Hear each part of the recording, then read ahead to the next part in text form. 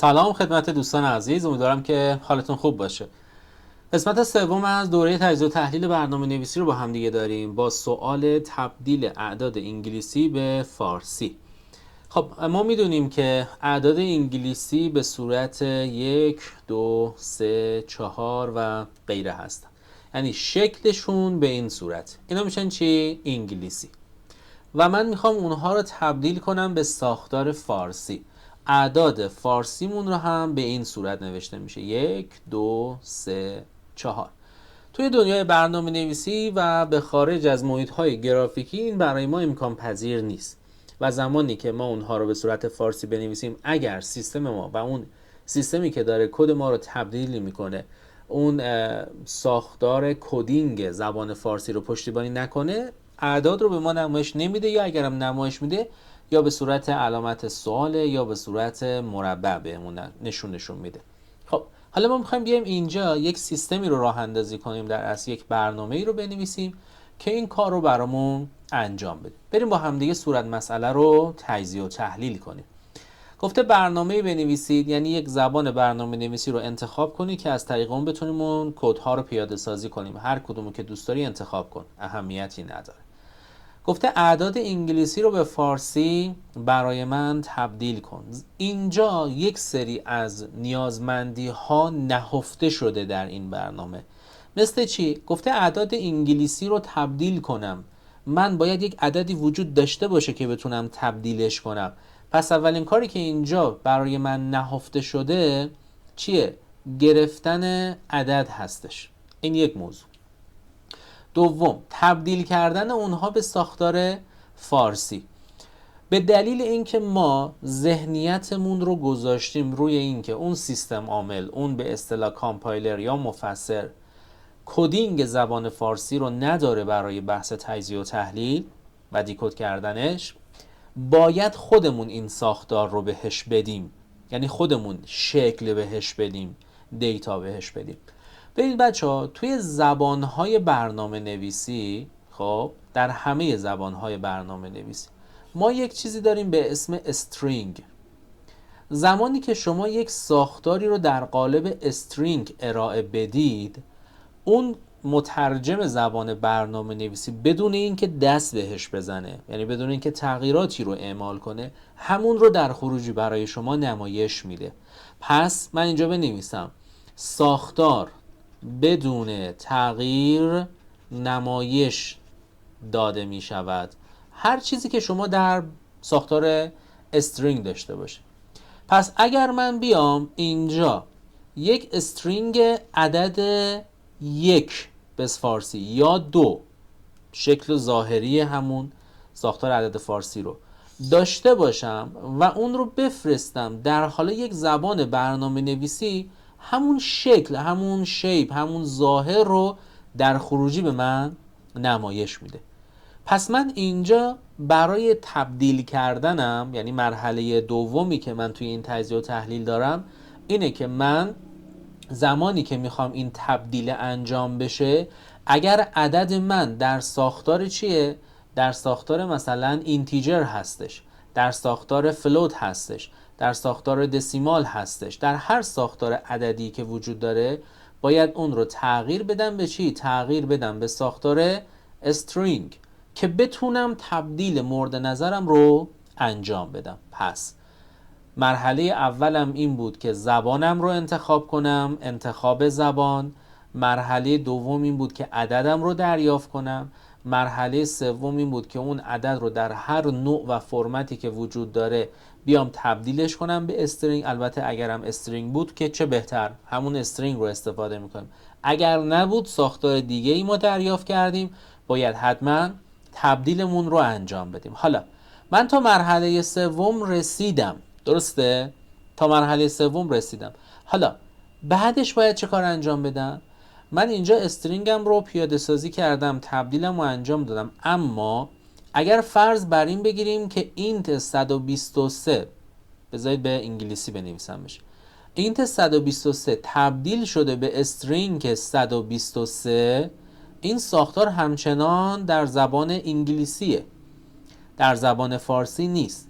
من باید برم معادل اون رو در زبان فارسی چیکار کنم؟ پیدا کنم. پس من نیاز به یک مدل از اعداد زبان فارسی دارم. پس بخش چهارم یا نیازمندی چهارممون میشه چی؟ مدل اعداد فارسی. خب پس من اینجا الان مدل اعداد فارسی رو دارم که بتونم بر اساس اعداد انگلیسی برم و توی این مدل فارسی معادلش رو استخراج کنم. خب کار پنجمی که من باید انجام بدم اینه که اون مدل عدد انگلیسی رو، ساختار عدد انگلیسی رو برم و مشابهش رو چیکار کنم؟ مشابهش رو در زبان فارسی پیدا کنم. پس چی میشه؟ پیدا کردن معادل عدد مورد نظر. اما اینجا من یک چالش دارم. من اگر سیستم عاملی که دارم استفاده میکنم هر موقع زبان انگلیسی رو ساپورت میکنه و زبان فارسی رو نمیتونه ساپورت کنه، خب از کجا بفهمه این معادلش؟ پس من عملا اینجا هر مرحله‌ای رفتم به چالش میخورم. پس باید بیام اینجا چه کار کنم؟ بیام اینجا از ساختار دیکشنری باید بیام استفاده کنم. ساختار دیکشنری دیگه همتون میدونید در همه زبان‌ها هم موجود هست و فقط یه مقداری پیاده سازیش با هم دیگه متفاوت. من اینجا از ساختار دیکشنری استفاده میکنم. به چه شکلی؟ دیکشنری ها همیشه یک کی دارن، یک کلید دارن و یه دونه چی دارن؟ و یه دونه ولیو دارن. کلید ولیو رو همراهی میکنه همیشه، یعنی اینا هیچ وقت از همدیگه جدا نمیشن. پس اینا میشن چی؟ جدا ناپذیر. اینا جدا ناپذیر هستن. خب کلید میشه همون ساختار و معادل انگلیسی، ولیو میشه همون ساختار و معادل فارسی. من در مدل اعداد فارسی باید یک دیکشنری پیاده سازی کنم، یعنی بگم مثلا کلید 2 استرینگ 2 معادل ولیوش میشه 2 فارسی. پس زمانی که من میخوام این انگلیسی رو پیاده سازی کنم، بیا برو توی مدلم بگرد ببین کدوم یکی از اینها کلیدش 2 انگلیسیه. هر کدوم از اونها کلیدش 2 انگلیسی بود، ولیوشو برام چکار کن به عنوان رسپانس به هم برگردون تا من میتونم از اون ولیو استفاده کنم. پس این کارهاییه که من باید در این زبان برنامه نویسی پیاده سازی کنم. خب بریم با همدیگه الگوریتمش رو بنویسیم. 1 میشه شروع کارمون، 2 دریافت عددمون، 3 تبدیل کردن به رشته. اینجوری بنویسیم بهتر، تبدیل کردن به رشته. اینجا بگیم تبدیل مرحله 2، یعنی مرحله دوم من بیام به رشته تبدیل کنم. 4 ایجاد یک مدل عدد فارسی. حالا اینجا ترجیحاً ما از دیکشنری استفاده میکنیم. 5 پیدا کردن معادل عدد انگلیسی از مرحله 4 توسط کلید آن. 6 نمایش دادن، بذارید اینجوری بنویسم چون میخوام یک بهینه ترش هم بکنم. خب اینجا 6 میشه دریافت مقدار ارزش، یا همون منظورمون بحث ولیوه دیگه، ولیو یعنی ارزش از مرحله 5. 7 میشه نمایش و 8 هم میشه اتمام. حالا نکته که اینجا وجود داره و ما میتونیم این رو بهینه کنیم، الان این الگوریتمی که ما نوشتیم برای یک رقم کار میکنه، برای یک رقم، یعنی مثلا برای عدد 2 کار میکنه، برای رقم 3 کار میکنه، برای رقم 4، یعنی برای تک عددی ها کار میکنه. اما اگر 2 عدد شد، 3 عدد شد، 4 عدد شد، اون موقع باید چه کار کنیم؟ اون موقع من باید برم از حلقه استفاده کنم. باید بیام چیکار کنم؟ باید بیام مرحله 5 و 6 رو تکرار کنم.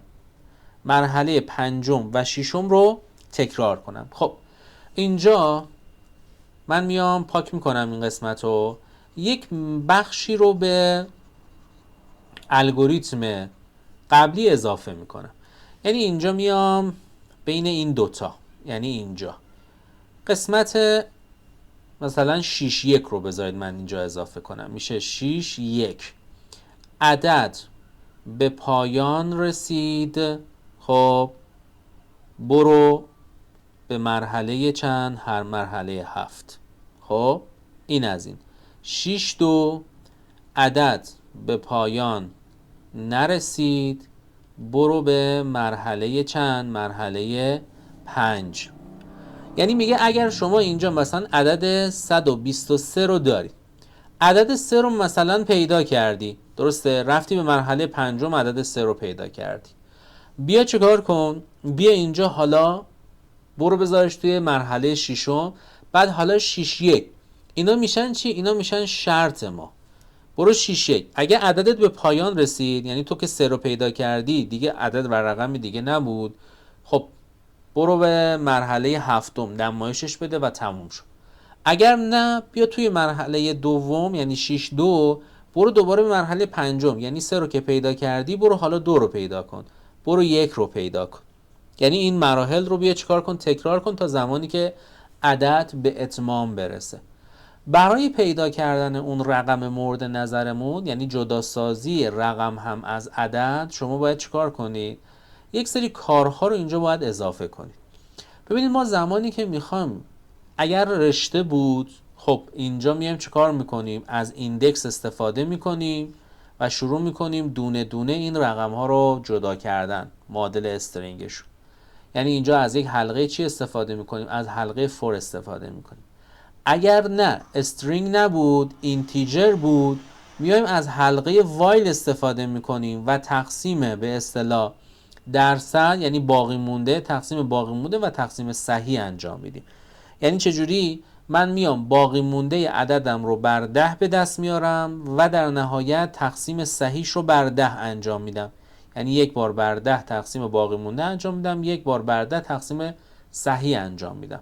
اما این روش اینتیجری یا روش حلقه وایل از آخر به سمت اول شروع میکنه، چون همیشه اعداد از سمت چپ به راست خونده میشن. روشی که ما از طریق حلقه وایل داریم پیاده سازی میکنیم برای اون دسته از اعداد اینتیجری ما هستش و باید حتما جنس عدد اینتیجر باشه تا بتونیم تقسیم ها رو انجام بدیم و در نهایت از سمت راست به چپ هم به اصطلاح کم میکنه، یعنی جدا سازی میکنه. پس قبلش باید ریورز رو انجام بدم، یعنی اول اگر میخوام از حلقه وایل پیاده سازی بشه، اول باید 123 رو تبدیل کنم به 321، بعد بیام این مراحل رو انجام بدم دونه دونه که به دستش آوردم معادل سازی، مثلا شد 321. بعد اون موقع بیام باز دوباره ریورس کنم بگم 123. اما زمانی که به صورت استرینگ باشه دیگه از حالت ایندکسی که استفاده میکنیم کارمون خیلی خیلی راحت میشه و دیگه دغدغه و دردسرها رو نداریم. خب بریم همین ساختار رو پیاده سازی کنیم برای بحث کدنویسی هامون. من کیبوردم رو عوض کنم. خب کیبورد رو عوض کردم، بریم اینجا شروع کنیم به بحث کدنویسی کردنش. با توجه به درخواستی که بچه‌ها از من داشتن، من زبان گو رو هم گولند رو در اصل گولند رو هم اضافه کردم که بچه‌ها ساختار کدنویسی گولند رو هم ببینن، اگر دوست داشتن، اگر خواستن برن یاد بگیرن، چون بعضی از دوستان گفتن که ما با زبان گو کار میکنیم و کدنویسی اون رو هم اضافه کن. هرچند من اصلا قرار نبود که این رو اضافه کنم، ولی دیدم که شاید برای دوستان جالب باشه که تفاوت رو متوجه بشن توی بعضی از زبانها و در نهایت اگر دوست داشتن هر کدوم براشون جذاب بود بتونن انتخابش کنن. این یک نکته. خب من برای اینکه بتونم کدم رو پیاده سازی کنم اومدم اینجا یک مدل استرینگ از زبان اعداد فارسی ایجاد کردم برای خودم. 0 1 2 3 4 5 6 7 8 9.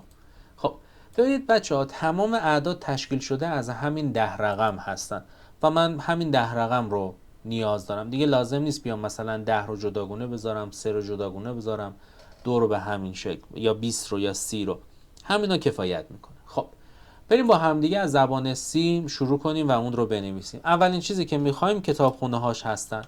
من اینجا میام این که شارپ رو میذارم، چی شد چرا شارپ رو نمیذاره؟ خب اینکلود میکنم، آی او استریم رو میام اینجا اینکلود میکنم، آی او استریم.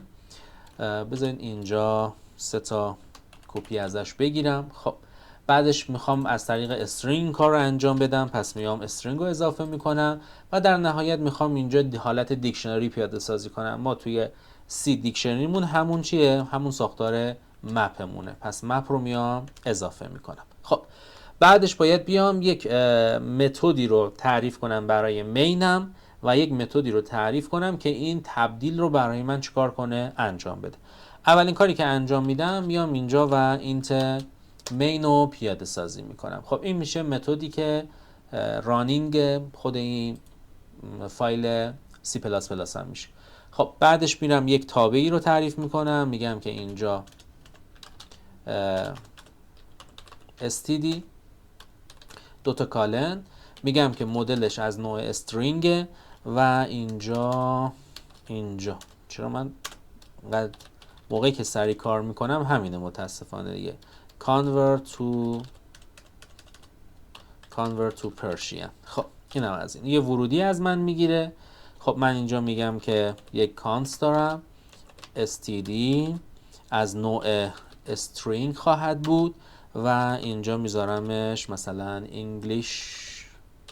English number باشه برای من. خب اینم از و در نهایت میام اینجا ساختارش رو یعنی بدنش رو باز و بسته میکنم با آکولات باز و بسته. خب بریم اینجا و ابتداعاً بیایم یک سری دستورات رو از کاربر بگیریم که اون میشه همون عدد انگلیسی ما.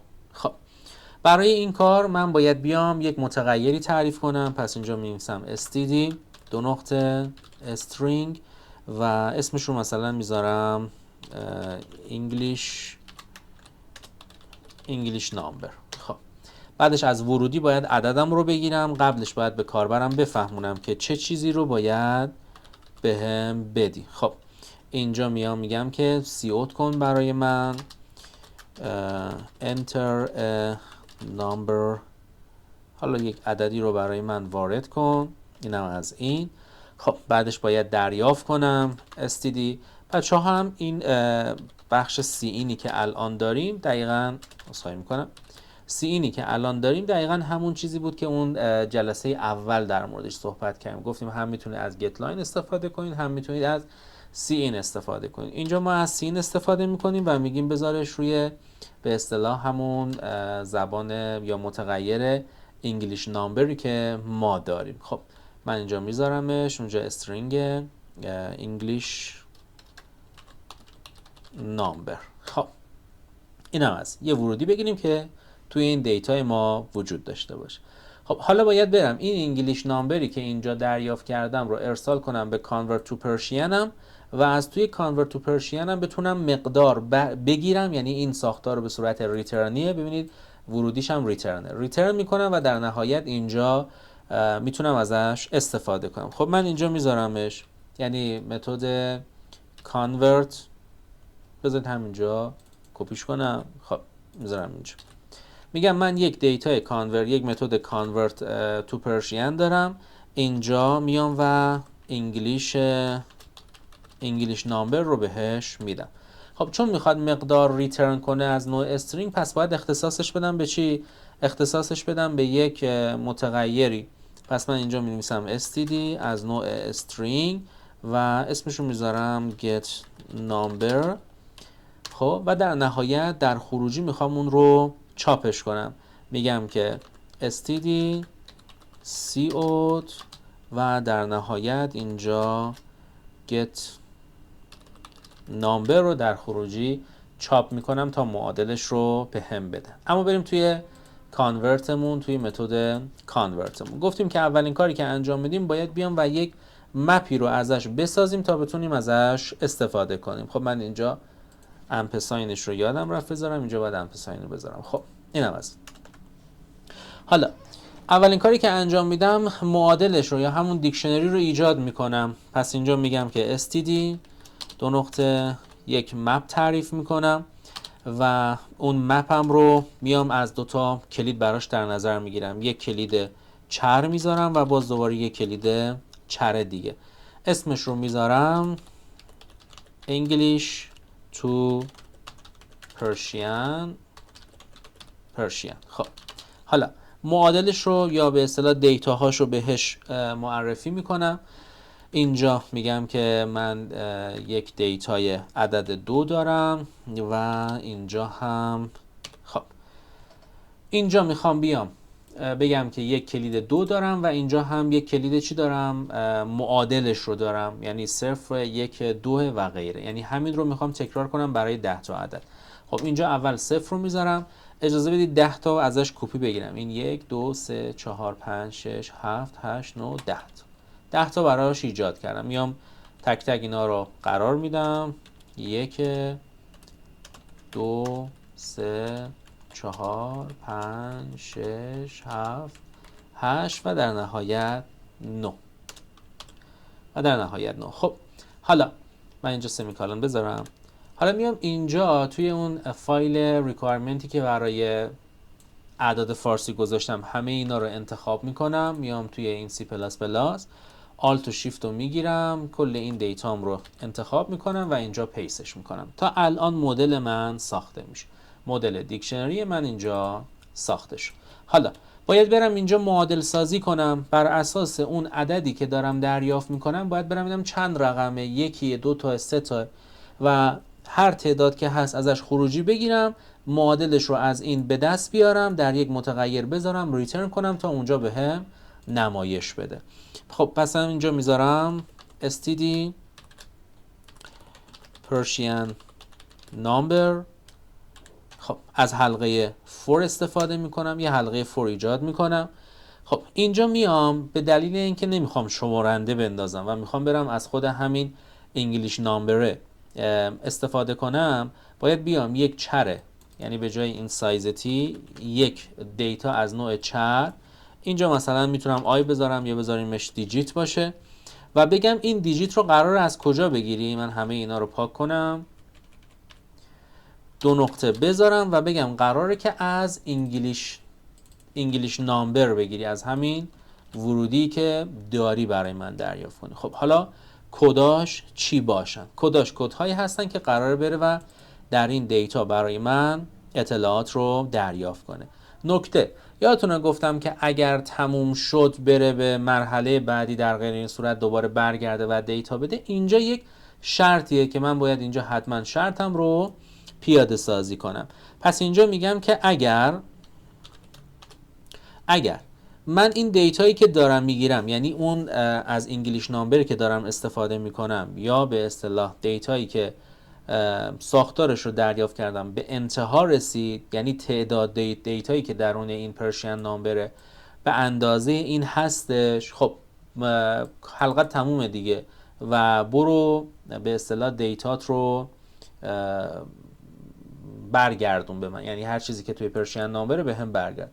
در غیر این صورت هی بیا دیتا اضافه کن، یعنی برو دوباره همون اطلاعات رو بگیر و اضافه کن. خب حالا من برای اینکه از یک شرط استفاده کنم میام مخالف بودنش رو بررسی میکنم. میگم اگر دیتایی که در پرشین نامبر بود برابر با انگلیش نامبر نبود، از نابرابر بودن استفاده میکنم. اگر نبود بیا دیتا اضافه کن، در غیر این صورت اصلا کاری نکن، یعنی حلقه خودش اتومات به انتها میرسه. پس میام اینجا میگم که این دیتای ساختاری که دارم، یعنی این متغیری که برای من اینجا وجود داره، میام میگم که اگر من از این انگلیش پرشینی که دارم دیتا میگیرم، یعنی از این دیتایی که دارم میگیرم، اون مقداری که بر اساس دیجیتی که دارم رو بیا چیکار کنه، بیاد ببینه برابر با به اصطلاح این مقدار مورد نظر. اگر نابرابر بود اضافه کن، اگر برابر بود که هیچ. خب اینجا میام چه کار میکنم؟ میگم که اگر این مقدار انگلیش تو پرشین، خب English to Persian داد چکار کن؟ فایند کن برای من چی رو؟ اون مقدار دیجیت مورد نظرش، این دیجیت مورد نظر. اگر این مخالف بود با چی؟ مخالف بود با انگلیش پرشین نامبر انتها اند، یعنی اون چیزی که بهش چی شده؟ اضافه شد. اگر مخالف بود با این مقدار، یعنی من اینجا باید بنویسم پرشین دات به اصطلاح اون اندش، دیتای اندش. اگر مخالف این بود، خب بیا حالا چکار کن؟ بیا دیتا برای من چکار کن؟ دیتا برام اضافه کن، یعنی معادل انگلیسیشو به پرشین نامبر من اضافه کن. اینجا من باز دوباره میام همین رو کپی میکنم و بهش اضافه میکنم. این است. خب همین کار رو هی میایم چکار میکنیم؟ هی میایم اضافه میکنیم، هی دیتامون میاد اضافه میشه. حالا اگر مخالف این بود که خب اوکی برای من این کار رو انجام بده. در غیر این صورت بیاد اگر معادل داخل این نبود، یعنی من نتونستم پیداش کنم در انگلیش تو پرشین، من نتونستم پیدا کنم چی؟ خب من اینجا نباید پرتی داشته باشم، هرچند شما میتونید همینجا کارتون رو استاپ کنید. یعنی چون ما میخوایم دیتا رو چیکار کنیم؟ دیتا رو به فارسی تبدیل کنیم. اگر هر دیتای انگلیسی به من داده شد و من نتونستم معادل فارسیشو پیدا کنم، خب میتونم باش کار نداشته باشم. اما اگر این همین رو نگه دارم، یک پرتی برای من ایجاد میشه. پرتیش یعنی چی؟ یعنی اون عدد از بین میره. مثلا من اینجا 8 رو نوشتم ولی معادل فارسی نداره، 8 من دیگه از بین میره، پرت میشه. پس من برای اینکه این پرتی رو نداشته باشم و به اصطلاح لاست دیتا نداشته باشم، میام اینجا یه الس بهش اضافه میکنم. میتونید الس هم اضافه نکنید ولی اینو من توی این ذهنم یه لحظه اومد که اگر من چنین دیتایی نداشته باشم برای من پرت میشه، پس من باید یک شرط دیگه براش بذارم. پس اینجا میگم در غیر این صورت اگر وجود نداشت یا به اصطلاح نتونستم پیداش کنم یا هر چیز دیگه، بیام چیکار کنم؟ بیام این پرشین نامبری که اینجا دارم رو به علاوه مساوی خود اون دیجیتی کنم که دارم دریافتش میکنم. یعنی این کار رو هم میتونم انجام بدم. خب اینجا هم من بیام یه دونه سمیکالن بذارم و دیگه چیزی هم نمیمونه، فقط در انتهای حلقه فور میام اینجا ریترن میکنم مقدار پرشین نامبر رو، یعنی در انتها بتونم این دیتا رو بهش اضافه کنم. خب اینم از اون اطلاعاتی که ما در زبان C++ تونستیم پیاده سازی کنیم. بریم توی زبان جاوا هم اون رو پیاده سازی کنیم. خب توی زبان جاوا هم همین ساختار رو داریم، یعنی از هش مپ استفاده میکنیم، از مپ استفاده میکنیم که بتونیم ازش اطلاعات رو دریافت کنیم، به صورت دیکشنری پیاده سازی کنیم. خب من اینجا میگم که من از جاوا و از دیتای یوتیل میام اینجا به اصطلاح هش مپ رو صدا میزنم. خب این است سمیکالن، باز دوباره دستور ایمپورت جاوا و یوتیل و در نهایت میام اینجا مپ رو صدا میزنم و بعدش هم اسکنر دیگه، ایمپورت و جاوا و در نهایت یوتیل و اینجا هم اسکنر رو من میام اضافه میکنم. خب کاری که انجام میدیم باید کلاسمون رو ایجاد کنیم. پس من اینجا یک کلاسی تعریف میکنم. خب میذارمش پابلیک باشه اینجا کلاس و در نهایت به اسم خود همین فایل باید بنویسیم question و کلاس رو من اینجا تعریف کردم. خب درست نوشتمش؟ داره درست. خب اینجا اولین کاری که انجام میدیم اون بخش رانینگمون رو شروع میکنیم به کد نوشتن دیگه. یک دیتای به اصطلاح مین داریم، من اینجا میام پایین مینش رو تعریف میکنم، پابلیک استاتیک مین رو تعریف میکنم. خب این میشه بخش اجراییمون. یه متدی رو هم اینجا من تعریف کنم برای اینکه همون بخش کانورتمون رو داشته باشیم. خب من اینجا میذارمش پابلیک استاتیک void ولی اسمش رو مین نمیذارم، اسمش رو میذارم convert to Persian. خب به صورت مینم نیست، فقط اینجا ورودی استرینگ، لیست استرینگ نمیگیره، فقط یه دونه متغیر استرینگ میگیره. اینجا هم میذارمش انگلیش نامبر، چون زبونم میگیره. خب اینم از بریم اولین کاری که انجام میدیم توی مینمون اطلاعاتمون رو چیکار کنیم؟ اطلاعاتمون رو دریافت کنیم. من از اسکنر یه دونه اسکنر تعریف میکنم و اینجا بهش میگم که نیو اسکنر و در نهایت اینجا میگم که سیستم دات این باشه. از نوع ورودی میخوام اون رو تعریف کنم. این است. خب بعدش باید برم و اطلاعاتم رو بگم که چه چیزی میخوام و کاربرم بتونه اطلاعات رو بهم بده. من از سیستم اوتپوت پرینت ال ان استفاده میکنم. اینجا براش مینویسم، میگم که enter a number، یه دونه عدد برام وارد، حالا هر جوری که دوست داره باشه. حالا میرم از اسکنر استفاده میکنم. اینجا میگم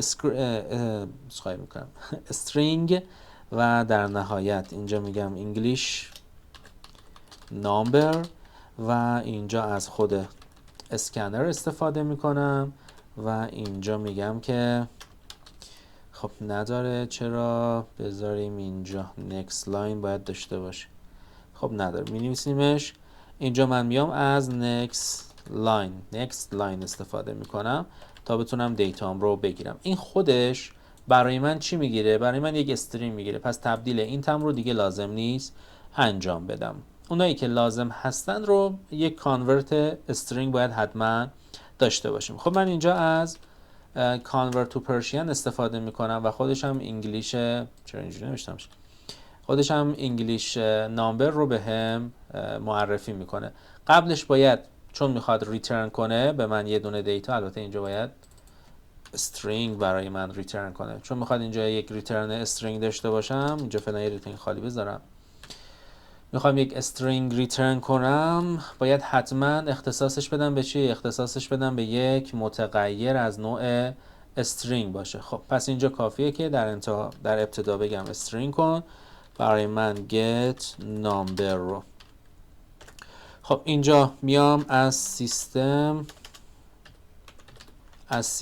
دات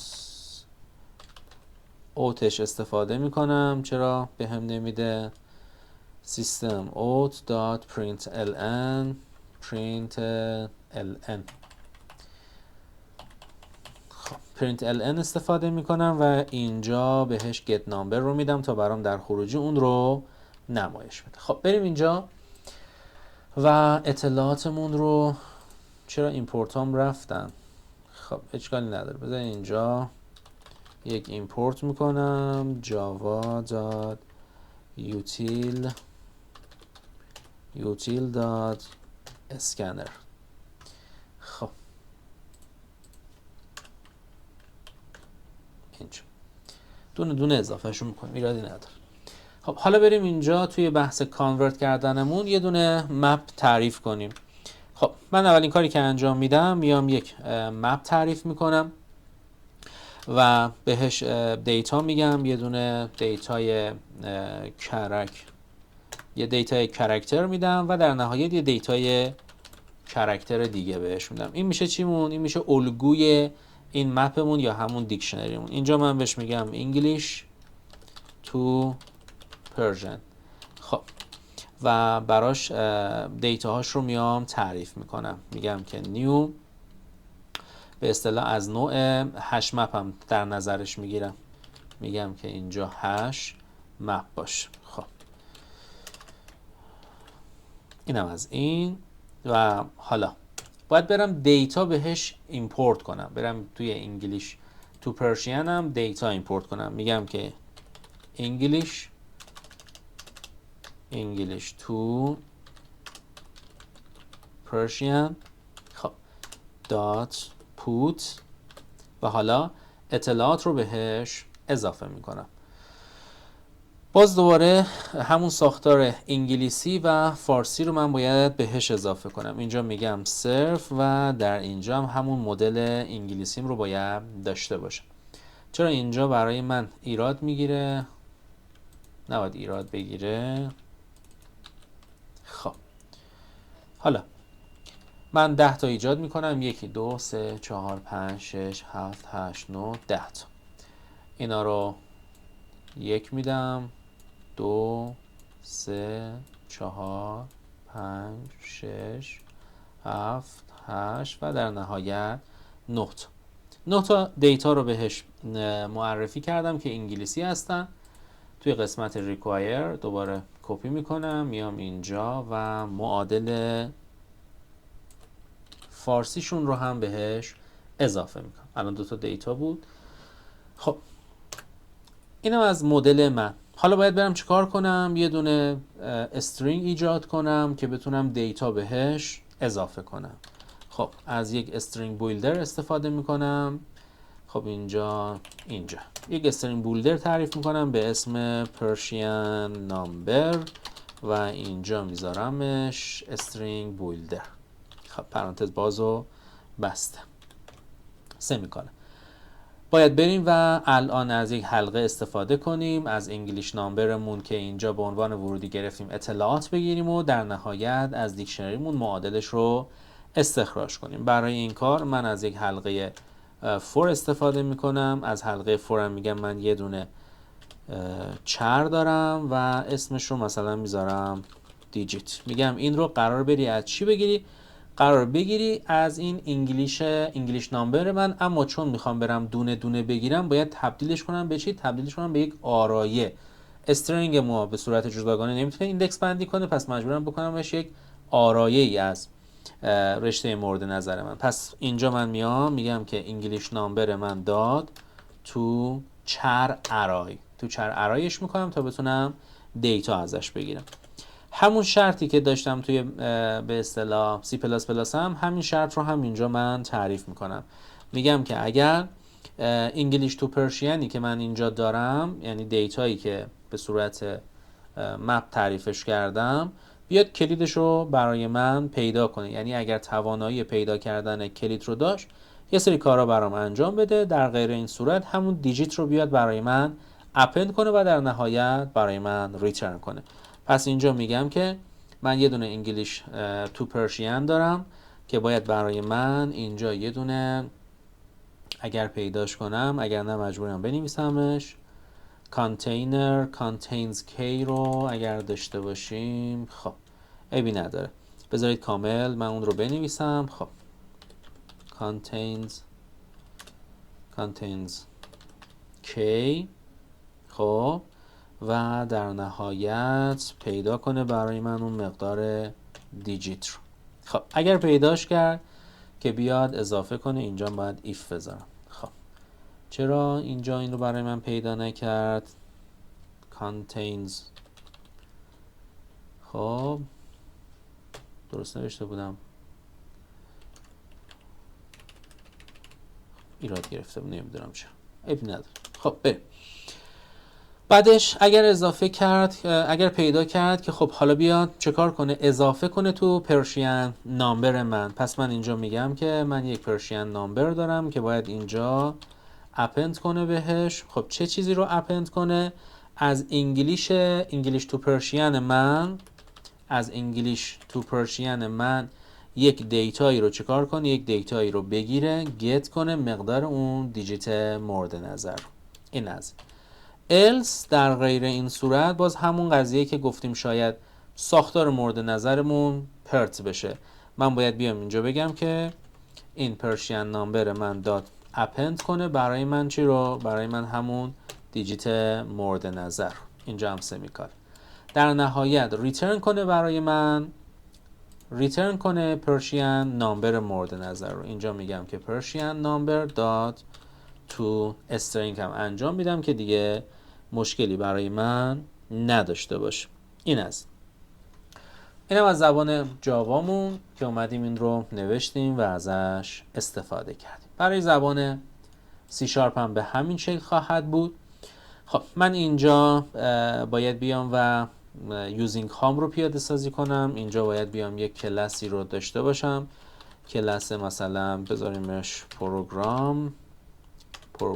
خب حالا کاری که انجام میدم، اول میام متد به اصطلاح اجرایی برنامه‌ام رو اینجا تعریف میکنم. خب اینجا میام یک مین میذارم. خب اتو کامپلتش کار نمیکنه، مجبورم دستی خودم بنویسم. اینجا میام از یک استاتیک void به اصطلاح مین استفاده میکنم و برای ورودیشم که هیچی نیاز ندارم. بعد میرم اینجا هم میام و از متد کانورت هم استفاده میکنم. خب برای اینجا میگم که از یک استاتیک میخوام دیگه void نیست، استرینگ باید به هم برگردونه و اسمش رو هم میذارم convert to Persian. یه ورودی استرینگ هم میگیره که اسمش رو میذارم English number. خب بریم توی voidمون. using هامون هم اجازه بدید اضافه کنیم. خب من اینجا از یوزینگ سیستم استفاده میکنم، بعدش مجدد از یوزینگ سیستم دات کالکشن استفاده میکنم، collections dot generic. خب اینم از این. توی مینمون ما باید اطلاعاتمون رو دریافت کنیم. کاری که انجام میدم، از دستور کنسول استفاده میکنم، میگم دستور کنسول دات write و یک دیتایی رو مینویسم، میگم enter a number، سمیکالن رو میذارم. بعدش میام اینجا یک متغیر استرینگ تعریف میکنم، میگم string English number و در نهایت میگم که اینجا console.readLine و اون لاین مورد نظر رو دریافت میکنم و در متغیرم میذارم. خب اینجا باید پاسش بدم به convert to Persian هم و در نهایت اختصاص بدم به یک متغیر از نوع string که اینجا میگم get number اسمش رو بذاره و در نهایت convert to Persian رو صدا میزنه و اینجا English number رو من بهش معرفی میکنم. در نهایت باز مجدد از console.write ln هم میتونیم استفاده کنیم، write line و اینجا get number رو هم میتونم بهش بدم. خب کار بعدی که باید انجام بدیم، بیایم و متد کانورتمون رو تعریف کنیم. یه دونه من اینجا میام از دیکشنری استفاده میکنم که خب باز دوباره اتو کامپلت هم کار نمیکنه، یه چر داره و در نهایت یه چر دیگه داره، اسمش رو میذارم English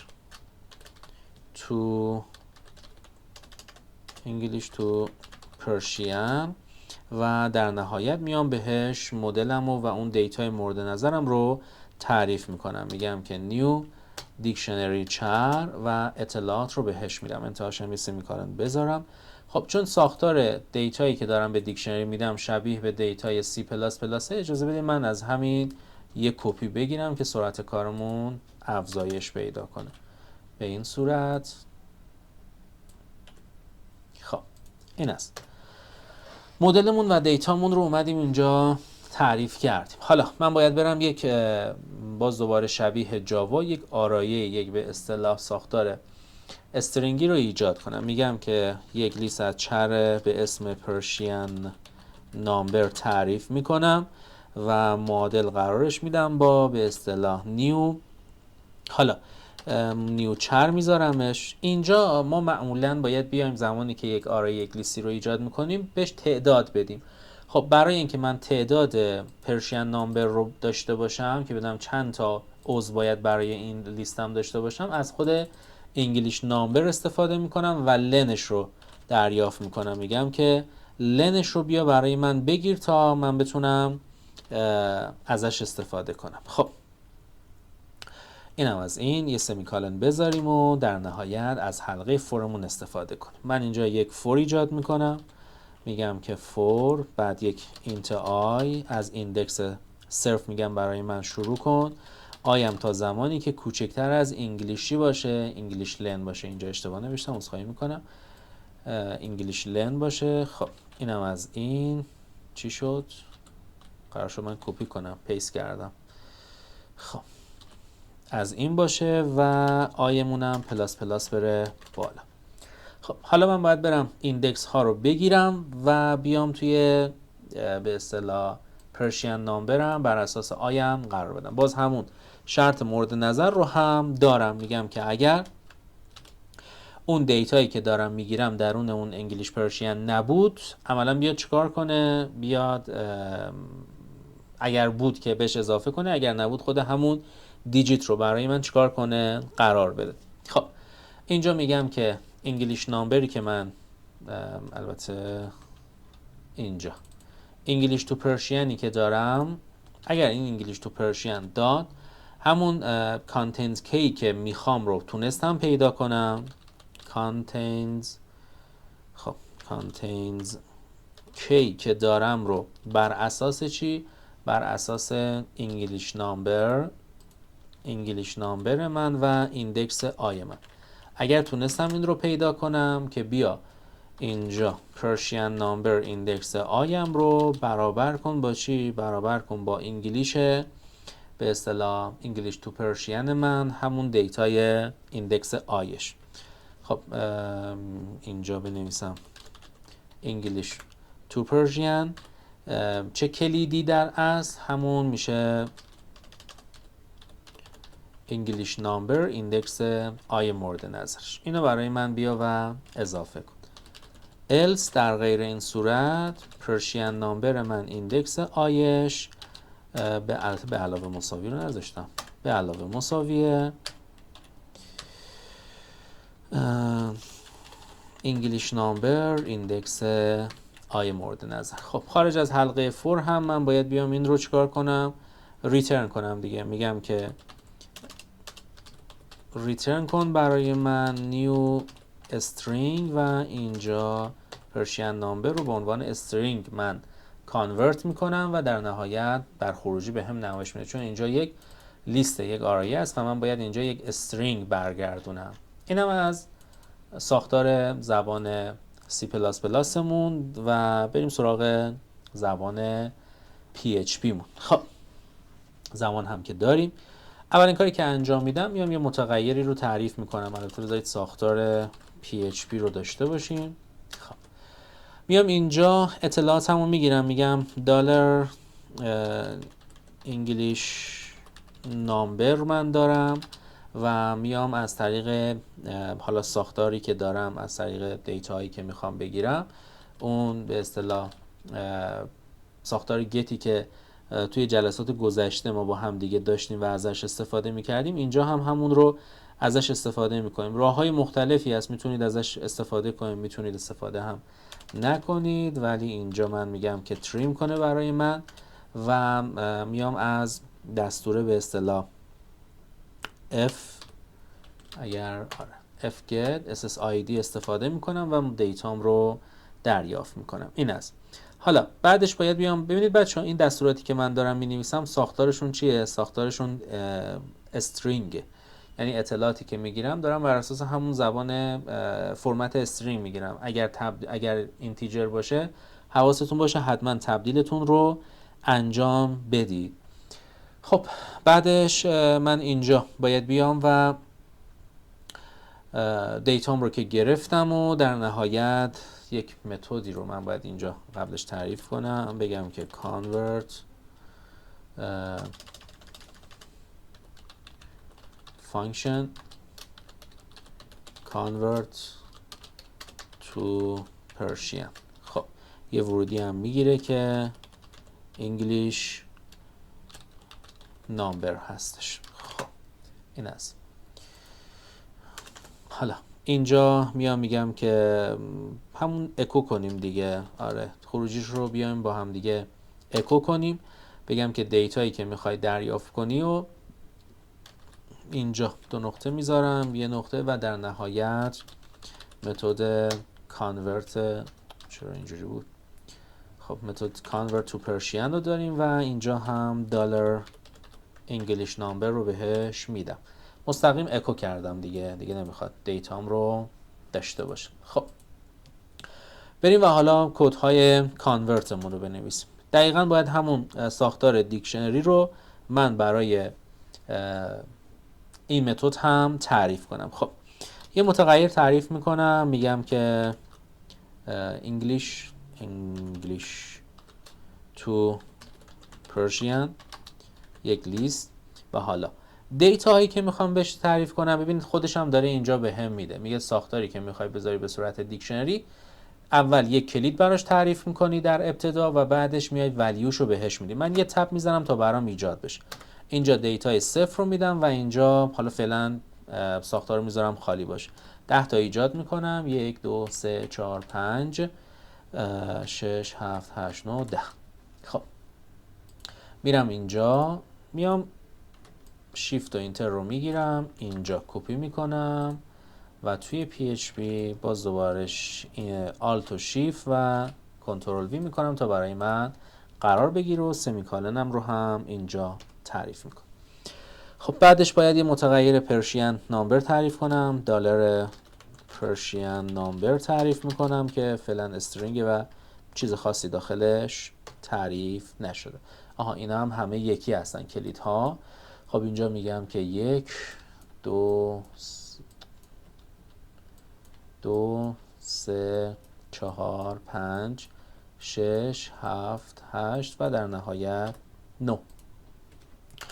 خب بریم سراغ حلقمون. یک حلقه ایجاد کنم، اطلاعاتم رو بگیرم و در نهایت معادلشون رو از انگلیش تو پرشین دریافت کنم. خب اینجا یه حلقه تعریف میکنم، یک دلار آی در نظر میگیرم و مقدارش رو از صرف شروع میکنم. میگم تا زمانی که این آی من از لن انگلیش نامبر من کوچکتر بود کارت رو ادامه بده. خب اینجا میام میگم که اگر دلار آی من کوچکتر است، برای به دست آوردنش str len میگیرم، str lenش رو، و اینجا دلار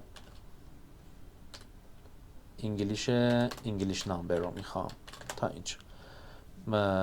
ببخشید اینجا آیش پلاس میشه. خب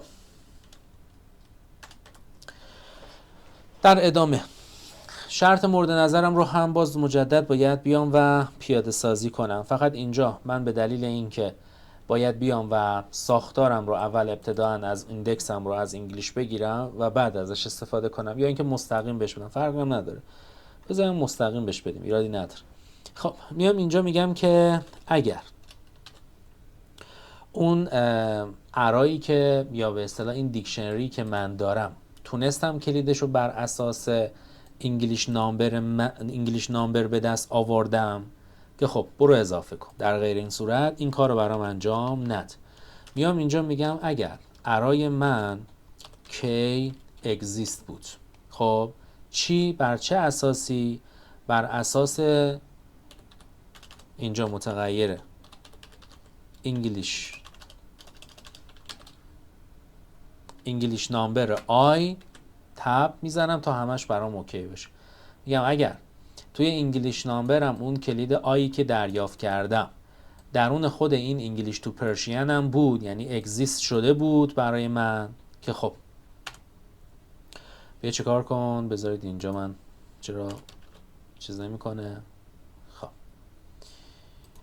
اینجا به این صورت اگر این برابر بود که حالا بیا چه کار کن، بیا اون مقدار رو بهش اضافه کن، یعنی به پرشین نامبرم انگلیش تو پرشین آیم رو اضافه کن. همین رو تب بزنم، فقط اینجا چون باید ادش کنم یه دونه نقطه میذارم، یعنی میگم ما بقیش هرچی هست بیا این رو هم بهش اضافه کن. این همون به علاوه‌ای که توی بقیه زبان‌ها ما داریم، این رو هم بیا بهش اضافه کن.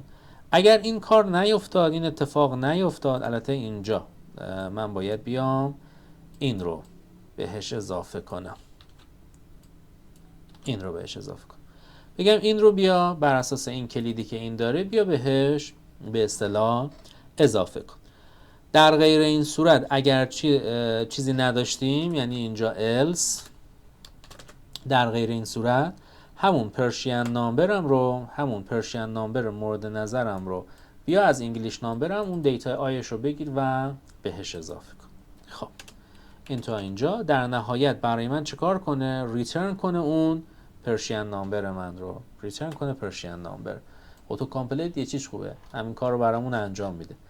خب اینم از این برای زبان به اصطلاح PHP و زبان جاوا رو هم بریم با هم دیگه پیاده سازی کنیم. البته اجازه بدید من زبان گو رو پیاده سازی کنم، به دلیل اینکه تایممون خیلی داره طول میکشه و شاید نرسیم به همه زبان ها رو برای این جلسه پیاده سازی کنیم. بذار اول گو رو بنویسیم و مابقیش رو دیگه خودتون برید انجام بدین. خب اولین کاری که انجام میدیم ما در زبان گو، میایم اون پکیج مورد نظرمون رو چه کار میکنیم؟ اضافه میکنیم. خب پکیج چیمون رو؟ پکیج مین رو میایم بهش اضافه میکنیم. بعد اینجا من ایمپورت میکنم چه چیزهایی رو؟ برای این کار من یه FMT نیاز دارم، یه FMT نیاز دارم و یه دونه استرینگ نیاز دارم و یه دونه هم استرینگ نیاز دارم. خب این دیتا هایی که من نیاز دارم. یه دونه فانکشن من باید تعریف کنم، اسمش رو بذاریم چی؟ اسمش رو میذاریم مین من.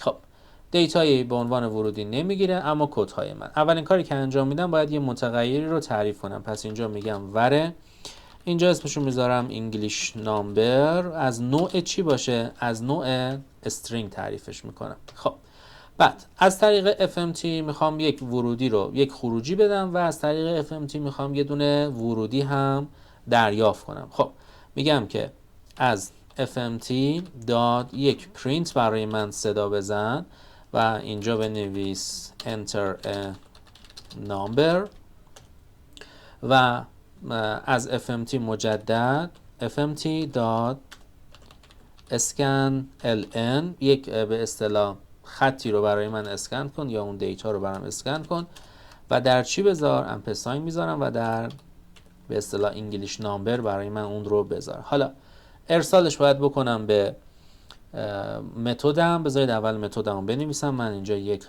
فانکشن تعریف میکنم، اسمش رو میذارم convert to به اصطلاح پرشین. خب ورودی که میگیره یه دونه انگلیش نامبر هستش.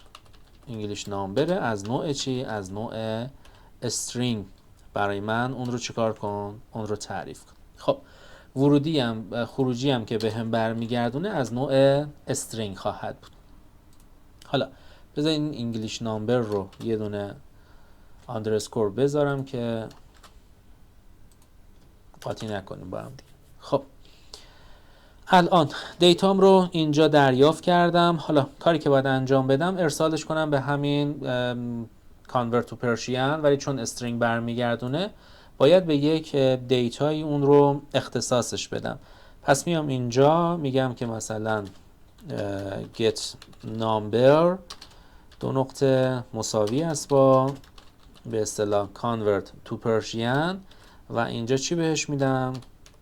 اینجا انگلیش نامبر رو بهش میدم.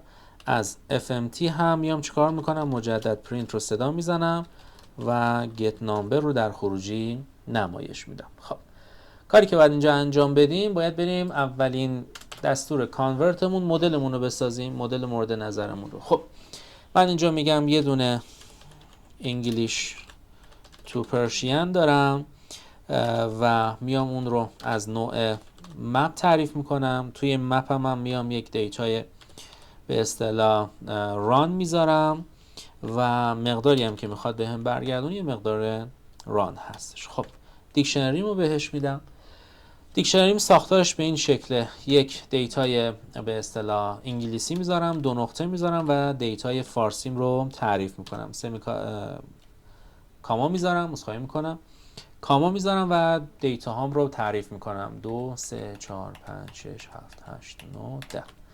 خب اینجا مقدار 1 2 3 4 5 6 7 8 9 و این یکی هم اضافه هستش.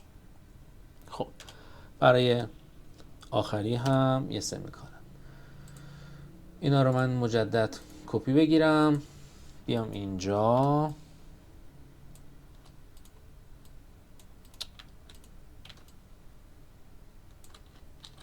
به این صورت. خب حالا من اینجا اومدم و دیکشنریم رو نوشتم، یه دونه متغیر تعریف میکنم. خب اینجا میگم ور پرشین نامبر برابر باشه، ببخشید از مدل استرینگ باشه و دیتاش رو میذارم چیکار کنه برای من بویلدر کنه. یک ساختار استرینگ رو اومدیم اینجا، یک استرینگ امپیتی رو اومدیم اینجا ساختیم. خب از حلقه فور استفاده میکنم، میگم که یه فور دارم کاما یه دیتای دیجیت دارم که میگم این دیتای دیجیت منو بره چیکار کنه، از چی بگیره، از انگلیش نامبر بگیره. میگم که رنج انگلیش نامبر، از متغیر انگلیش نامبرمون بره اون دیتای مورد نظرمون رو بگیره. حالا یه شرط میذارم، میگم که اگر من از این دیتایی که به اصطلاح حالا دارم میگیرم، از ساختاری که اینجا برام وجود داره، یه دیتایی متغیر تعریف میکنم، اسمشو میذارم پرشین دیجیت. میگم اگر پرشین دیجیت من اگزیست بود، از چی؟ از انگلیش تو پرشینی که دارم بر اساس کلید چی؟ کلید دیجیت. یعنی این ساختار من چی بود؟ ساختار اگزیست بود. پس میگم که اگر پرشین دیجیت من، خب کاما اینجا بذارم دستور اگزیست، چرا اسم میذارم اگزیست، خب دو نقطه مساوی انگلیش تو پرشین کلید دیجیت من. اگر اینا، اینجا من سمیکالن بذارم، اگر اینها برای من اگزیست بودن، خب حالا بیا چه کار کن، بیا این دیتایی که بهت میگم رو به این ساختاری که دارم و در پرشین نامبر برای من چیکار کن، بذارم بزرگ باشه، در پرشین نامبر برای من اون رو ادش کن، اضافهش کن. پس من اینجا میگم پرشین نامبر دات رایت ران، چی رو رایت ران کنه برای من؟ پرشین دیجیت رو. پس میام میگه که این پرشین دیجیت رو اگزیست کن از این انگلیش دیجیت، در صورتی که این برای من چی باشه؟ اگزیست باشه. هر چیزی که از این اگزیست کردی برای من بذار توی این. حالا اگر این دیتای من اگزیست شده از این دستور بود، بیا این کار رو برام چیکار کن؟ انجام بده. یعنی اگر تونست دیتا بگیره، بیا این کار رو برام انجام بده. else در غیر این صورت بیا چیکار کن؟ بیا به پرشین نامبر من رایت ران کن، چی رو؟ همون دیتای دیجیت مورد نظر رو. حلقه فور رو هم میبندم و در نهایت ریترن میکنم پرشین نامبر دات استرینگ رو، پرانتز باز و بسته، استرینگش هم اس بزرگ داره. خب استرینگ کن برای من و به این شیوه ما تونستیم اون رو هم در زبان گو اعدادمون رو به اصطلاح به زبان فارسی تبدیل کنیم. و به دلیل اینکه زمانمون خیلی طولانی تر میشه، جاوا اسکریپت، پایتون و آر رو میذارم بر عهده خودتون باشه و بقیه رو خودتون انجام بدید.